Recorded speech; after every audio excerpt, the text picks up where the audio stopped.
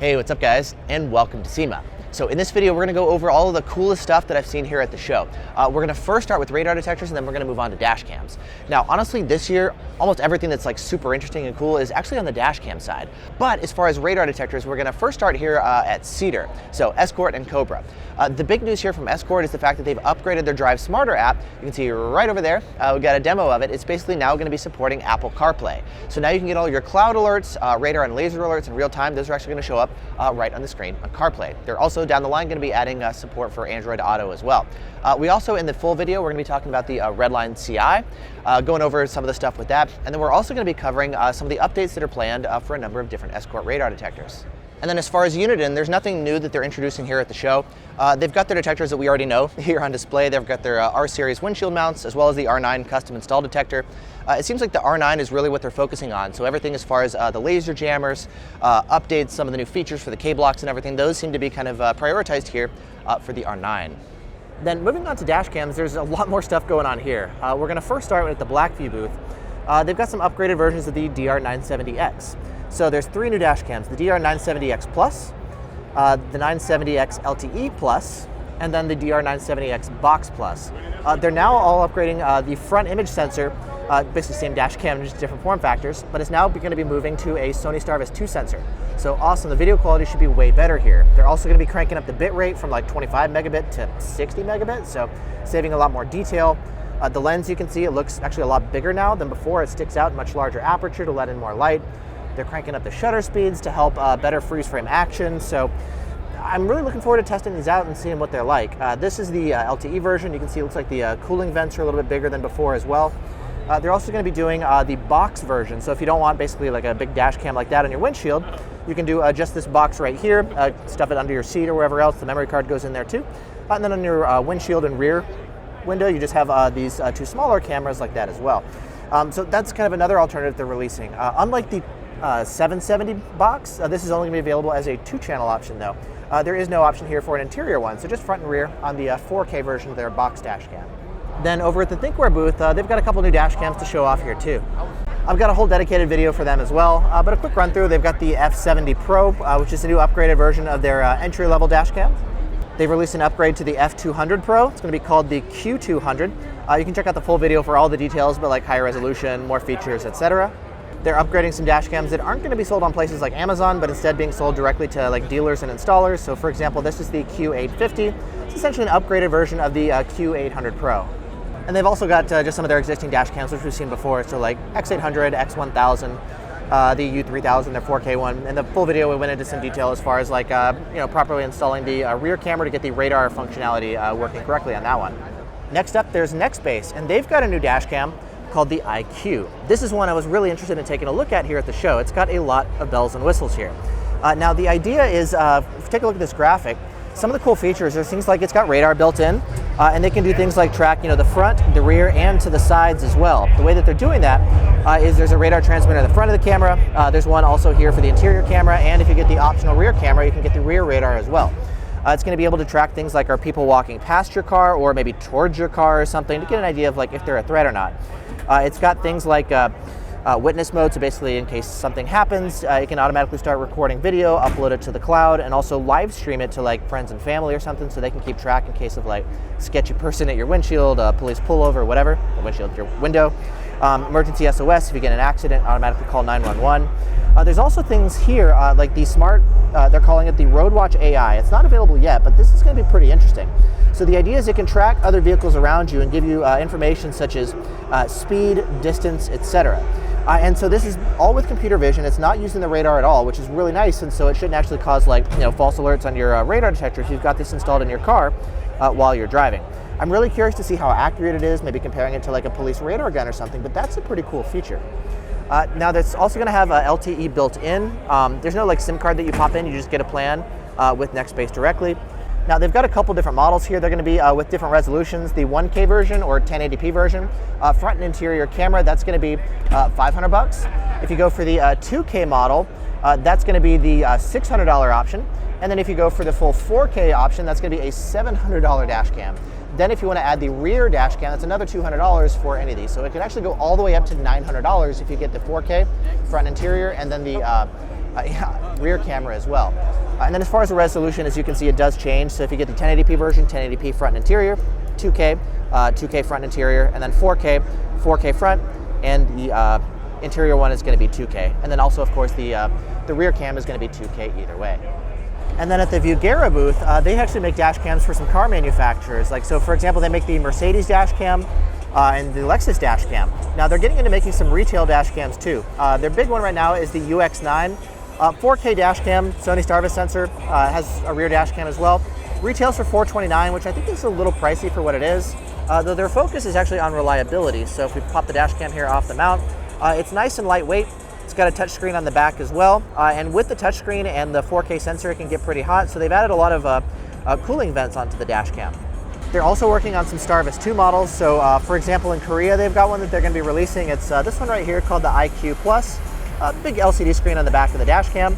And then they're also going to be, sounds like, working on an American model as well, probably more compact as far as what we tend to prefer here.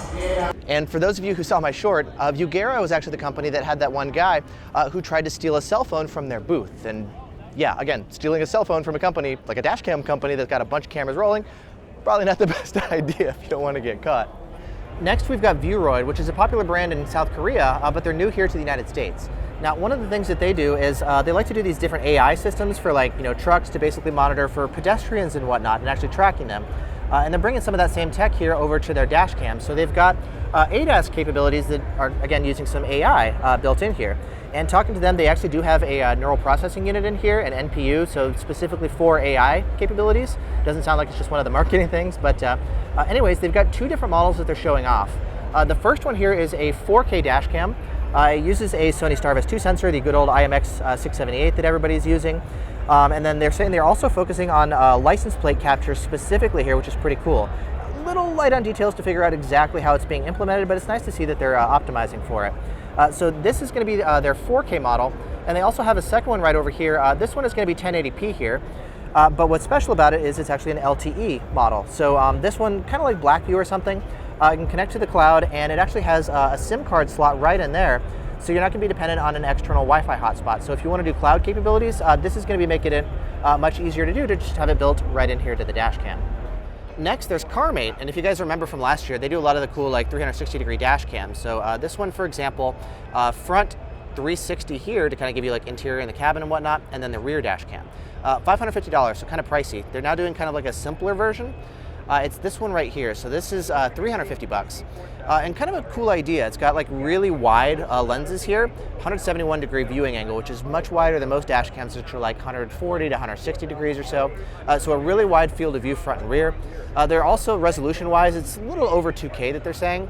And a cool feature is the rear cam. They've added some AI to detect things like aggressive driving, reckless driving or something. So if somebody like this, for example, is chasing you down and whatnot, the dash cam is automatically going to notice that and kind of save that, protect that file to ensure that it doesn't accidentally get overwritten or anything. And then you guys know the Maestro systems from iDataLink. They're basically the hardware that lets you interface something like an Escort radar detector with your steering wheel controls. Well, this company, First Tech, they've also got a number of different dash cams. So they've got some, the first ones we're going to take a look at are their Momento dash cams. They've got a 1080p version and a 2K version. 1080p version, it's $250 for a 2-channel version. I think it's kind of overpriced, to be honest. So front and rear, you can replace the rear one with a interior facing dash cam.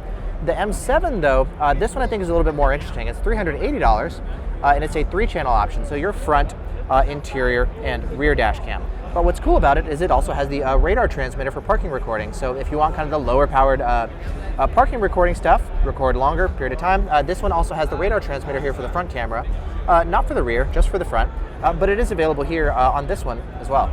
And then they've also got these CompuStar remote start systems for your car too, and these now offer some dash cam integration as well. And that's called their drone dash cam. It looks like this. It's a 2K dash cam with LTE built in. So there's a SIM card that you can pop inside to get it connected to the cloud, and you can use the dash cam all by itself standalone, or you can actually integrate it with their app. And so if you want, you got the start-stop system. You can remotely lock and unlock your doors and whatnot, and you can also do the live streaming with their app as well. So it looks like they're also getting into the cloud business here too.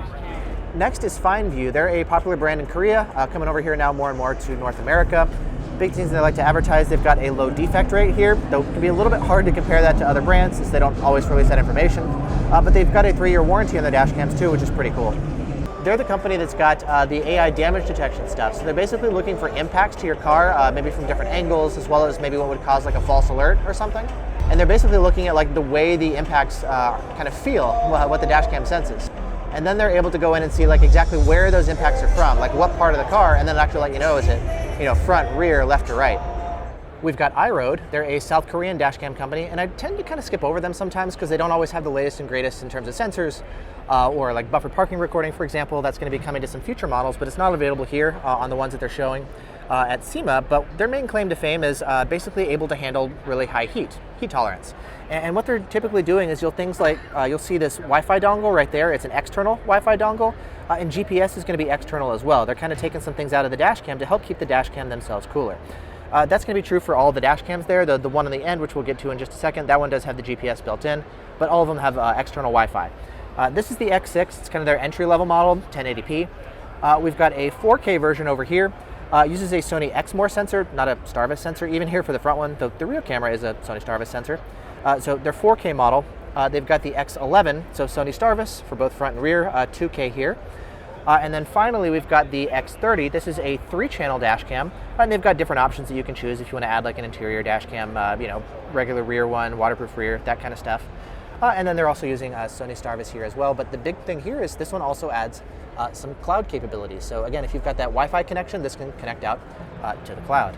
Now, as far as some future upgrades, the X11 is going to be upgraded soon to the X11 Pro, and that's going to be bumping it here to a Starvis 2 dash cam.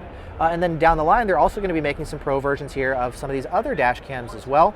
So Starvis 2 is going to be added across their lineup, but it sounds like the first one is going to be coming to the X11 Pro. We've got Gentex. They produce these basically OEM-looking rearview mirror style dash cams and backup cameras. They're really clean looking. I wish the ones that you can find on Amazon, the aftermarket ones, actually look this good and this clean. But yeah, these actually look really good. I like the design and style of their dash cams. So next, I just found this interesting dash cam here from WonderTech. It's actually a bicycle dash cam. They're a manufacturer for like a lot of different companies. Neoline dash cams, for example, these are the guys who make it for them. But one of the things that they're doing is actually a dash cam here that's designed to attach to your bicycle. So this is one of them here. They have it mounted on the front. It's a 1080p dash cam like this. It's got a battery inside that lasts for 2 hours while you're biking. That's not enough. There's a USB Type-C port here at the bottom, so you can record for longer. And then it's got a light here on the front as well that you can light up, so it's easier for people to see you. There's a red one here on the front, and they have a second one here on the back of the bike. This one is here in red. And then to install it on the bike, there's just this kind of like twist, quick release like that, so that you can attach it and detach it from the bike as needed.